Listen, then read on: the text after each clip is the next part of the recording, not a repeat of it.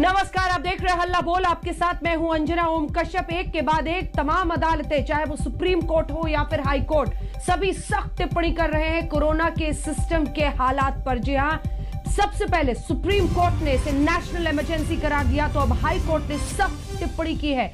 High court ने कहा है कि ऑक्सीजन की कमी से अगर एक भी व्यक्ति की मौत होती है तो उसे अपराध माना जाएगा। ऑक्सीजन सप्लाई के लिए कॉरिडोर बनाया जाए। और सख्त टिप्पणी करते हुए हाई कोर्ट की तरफ से यह कहा गया है कि जो परिस्थितियां ऑक्सीजन की कमी को लेकर बनी हुई हैं, उस पर जल्द से जल्द और सख्त से सख्त कार्रवाई सरकार को करनी चाहिए।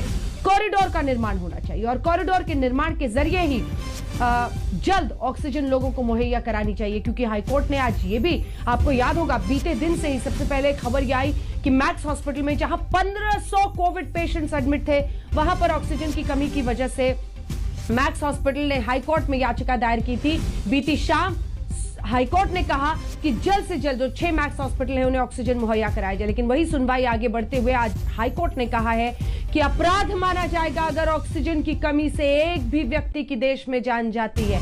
लेकिन सवाल यही है कि जवाबदेही, जिम्मेदारी तय होते होते कहीं लेट ना हो जाए। सुप्रीम कोर्ट ने भी कहा है ये नेशनल इमरजेंसी की घड़ी है। आइए आपको अपनी ये रिपोर्ट दिखाते हैं, फिर चर्चा की शुरुआत करेंगे।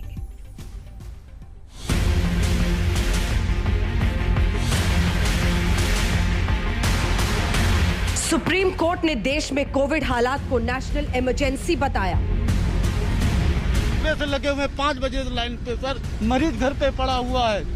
हमारा 5 बजे से दौड़ रहे हैं, यहाँ से लाठी लेके चार्ज कर रहे हैं। लाइन लगे, नंबर आया तो भगा दिया, सिलेंडर लेके भगा दिया उन्होंने। परेशानी हो रही है यहाँ पे। केंद्र को नोटिस देकर मांगा एक्शन प्लान। कई मीटर तक ये जो लाइन है वो पहुंची हुई है। लोगों के हाथों में गैस सिलेंडर हैं ताकि इस उम्मीद के साथ पहुंच रहे हैं कि किसी भी तरीके से ऑक्सीजन जो है वो उनको मिल जाए। ऑक्सीजन की किल्लत पर हाईकोर्ट में भी सुनवाई। 24 घंटे में हिंदुस्तान में 3 लाख से ज्यादा नए कोविड के केसेस सामने आ गए हैं। 2000 लोग अपनी जान गंवा चुके हैं। आज विश्व भर में सबसे ज्यादा आंकड़े हिंदुस्तान से ही आ रहे हैं।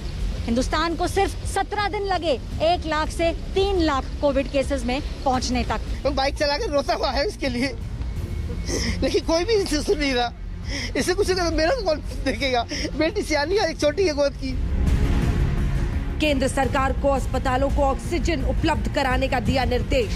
जिस जगह पर हम मौजूद हैं, यहाँ पर ऑक्सीजन सिलेंडर रिफिल किए जा रहे हैं और ये तमाम जो आप सिलेंडर देख रहे हैं लेके लोग पहुंचे हुए हैं रिफिल कराने के लिए। पूरी लंबी लाइन यहाँ पर ऑक्सीजन सिलेंडर्स का आप देख रहे हैं लगी हुई है। लोग यहाँ पर खड़े हुए हैं। पेशेंट गाड़ी में बैठा हुआ है, सुबह 5 बजे से चक्कर काट रहे हैं।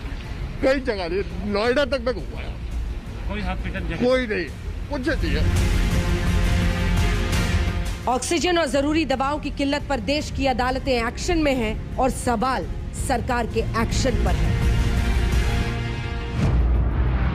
बीते दिन सारे रिकॉर्ड तोड़ते हुए भारत ने रोजाना मामलों में दुनिया के सभी देशों को पीछे छोड़कर 3,16,000 का आंकड़ा छू लिया। बीते दिन 2102 लोगों की कोरोना से मौत हो गई। औसतन 1146 लोग कोरोना से रोज मर रहे हैं। कोरोना की रफ्तार अमेरिका की तुलना में 4 गुना ज्यादा है। हालांकि मरने वालों का आंकड़ा अमेरिका से आधा है।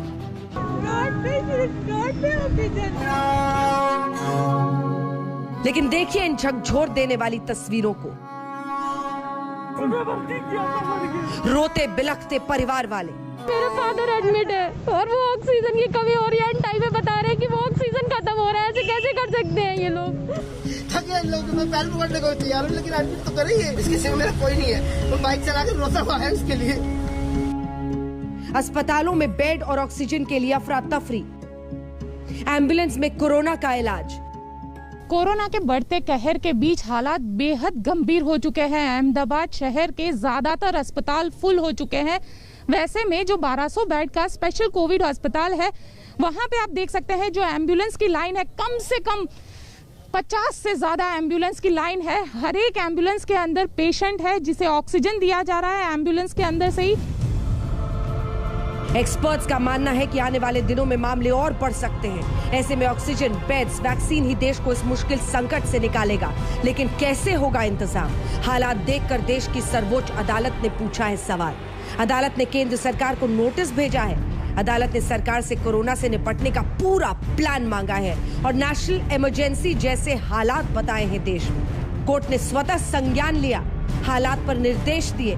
मामले की अगली सुनवाई कल होगी। दिल्ली के अस्पतालों में ऑक्सीजन की कमी पर भी सरकारें आमने सामने हैं। केंद्र सरकार द्वारा कल बढ़ाए गए कोटे को छोड़ भी दें तो कल तक 378 मीट्रिक टन दिल्ली सरकार का कोटा था। इस 378 मीट्रिक टन में से उत्तर प्रदेश और हरियाणा के अधिकारियों के और वहां की पुलिस की दादागिरी की वजह से केवल 177 मीट्रिक टन ही कल उठ पाया। आज जो दिल्ली में चारों तरफ से ऑक्सीजन की त्राही त्राही मच रही है, उसका सबसे बड़ा कारण यह है कि हरियाणा और उत्तर प्रदेश दोनों में ऑक्सीजन को लेकर जंगल राज मचा रखा है। जो एलोकेशन हुई है, केंद्र ने रात को फ्रेश एलोकेशन की है, हमारी भी की है तो, और पंजाब की भी की है, जो हरियाणा से पूर्ति होनी है, हमें बाहर के प्लांटों से भी मिलनी है। तो जो एलोकेशन की है, एक जो लीटर है वो हम दिल्ली को देंगे, हम किसी की रोकेंगे नहीं। इधर वैक्सीन पर सरकार और विपक्ष में टकराव जारी है। कोविशील्ड टीके की कीमत पर सोनिया गांधी ने आज पीएम को चिट्ठी लिखी और कहा है कि राज्य सरकार और आम नागरिकों की जेब पर बोझ पड़ेगा। वैक्सीन की कमी किस लिए हो रही है? Bad planning. रेमडेसिविर की कमी किस लिए है? बैड प्लानिंग या नो प्लानिंग। ऑक्सीजन की कमी किस लिए? कोई स्ट्रैटेजी नहीं। जब राजनीति नहीं होनी चाहिए तब प्रचुर मात्रा में कांग्रेस पार्टी और खास करके गांधी परिवार राजनीति कर रही, और जिस प्रकार से वो आलोचना कर रहे हैं, हमें लगता है देश ये देख रहा है और देश उन्हें जवाब भी देगा। कोविशील्ड बनाने वाले सीरम इंस्टीट्यूट ने दरअसल बीते दिन कोविशील्ड की कीमतों और रणनीति को सार्वजनिक किया। आने वाले दिनों में हमारे उत्पादन का 50% हिस्सा भारत सरकार को जाएगा, ऐसा कहा गया। आगे जानकारी दी गई कि बाकी 50% वैक्सीन राज्य सरकार और प्राइवेट हॉस्पिटल्स को मिलेगा। राज्य सरकारों के लिए कीमत होगी 400 रुपए, प्राइवेट हॉस्पिटल्स के लिए कीमत 600 रुपए। इसके आगे उन्होंने 3 विदेशी वैक्सीन की भी कीमत बताई है। अमेरिकी वैक्सीन 1500 रुपए से ज्यादा है, रूसी वैक्सीन 750 रुपए से ज्यादा, वहीं चीन में बनी हुई वैक्सीन 750 रुपए से ज्यादा। बीते दिन राहुल गांधी ने भी ऑक्सीजन और वैक्सीन के निर्यात को अपराध बताकर सरकार को घेरा था। ट्वीट करके राहुल गांधी ने कहा है कि कोविड के साथ साथ सरकार की जन विरोधी नीतियां सबसे बड़ी परेशानी है। इस बीच देश में कोरोना की रफ्तार थमने का नाम नहीं ले रही। आज तक ब्यूरो।